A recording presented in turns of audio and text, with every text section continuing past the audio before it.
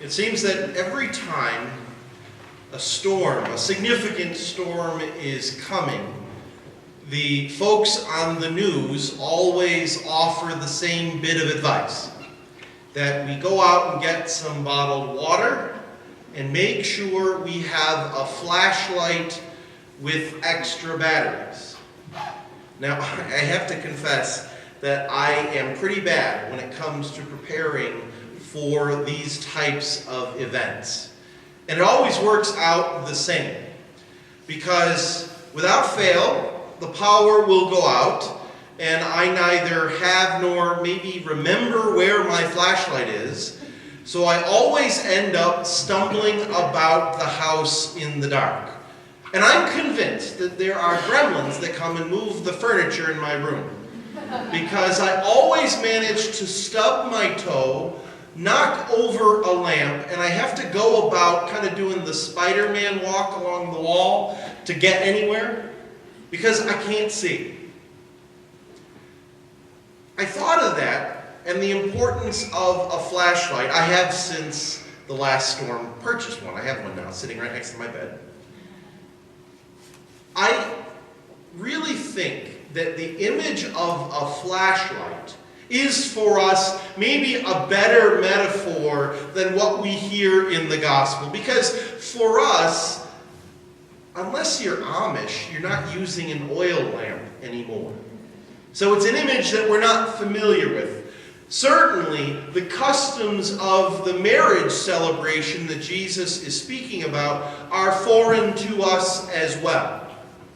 So, to understand the point, to understand his message, his meaning, his challenge, think about the flashlight. Try not to think about me wandering around in my PJs in the dark.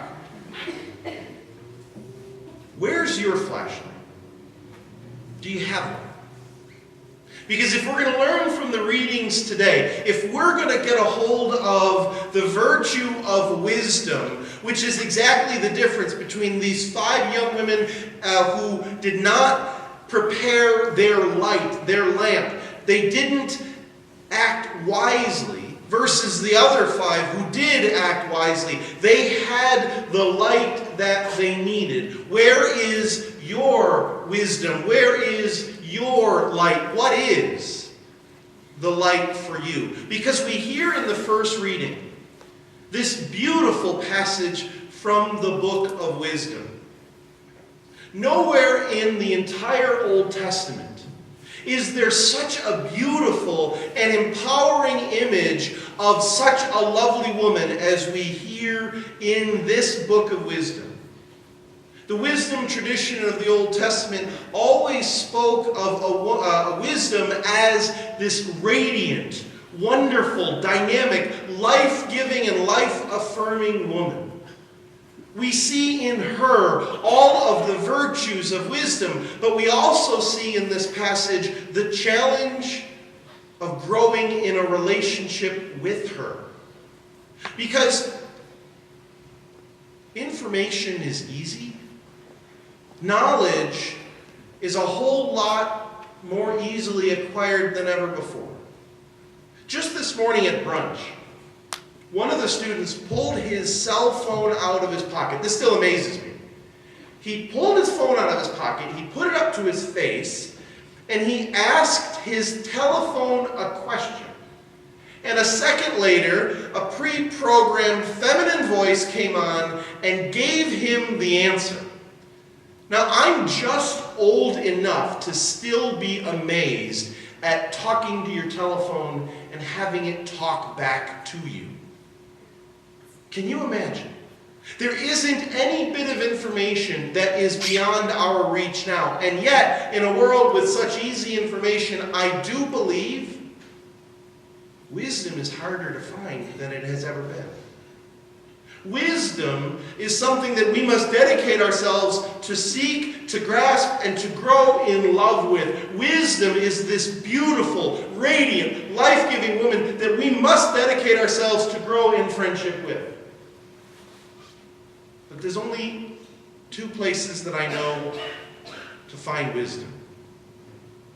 Old age in Jesus Christ. I've been looking, and I'm not old yet. I've been looking for wisdom my whole life. I've longed for wisdom, and I know no place to find it except the experience that comes from old age and gray hair, or Jesus Christ. Because as we wrestle with the deepest questions of life, the questions that sound like this: how do I find happiness? How do I figure out what to do with my life? How can I make a difference in this world? What is God calling me to do with my life? How do I seek and find those things that I thirst for? The things that we call truth, goodness, beauty. How do I seek and find that? How do I find and figure out what's the purpose of my life? How do I get a hold of the light of wisdom when the storms come in our lives? Because they will, if they haven't already. Those moments of storms and the darkness that the world so often seems to offer is real. We will face it. And the only light that can get us through is the light of wisdom. But like these 10 young women in the gospel, we have to work. We have to prepare. We have to seek, and we have to wait for and strive for. Because unfortunately, wisdom doesn't always come easy. But the only source of wisdom that I know is from the accumulated experience of old age. And so for the many of us who are not there yet and won't be for a long time, the only other alternative is Jesus Christ.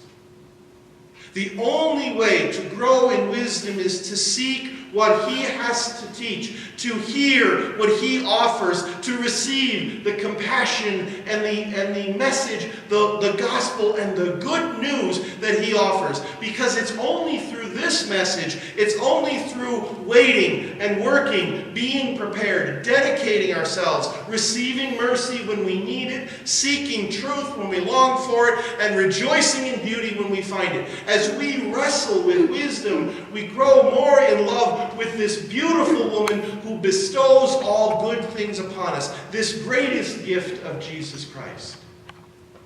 This is the only way that we truly find a light in the storms and the darkness of our lives. This wisdom is the only way that we can truly wrestle with those deepest questions that we all ponder. Happiness, goodness, giving back to the world, making things better, truth, goodness, and beauty. No promise, no laboratory, no science experiment, nor philosophy paper, and I love all of it, can give you an answer to that question. In fact, the world so often, when you ask these questions, what's the meaning of life? The world says, oh, that's silly, don't ask that question. How can I find happiness? The world says, well, do whatever you want. How do I find beauty? Oh, please, beauty, the world says, it's not important, it's made up, it's all based on your opinion. But that's not true. The depths of our heart long for the products and the goodness of wisdom. And the only way we find it is experience in old age or Jesus Christ.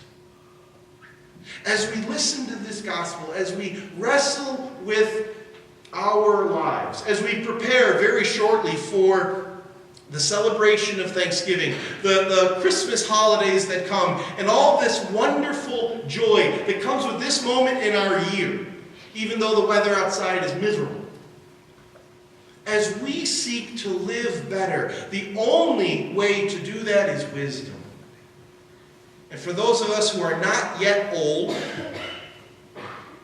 the only source of wisdom that I know of is Jesus Christ.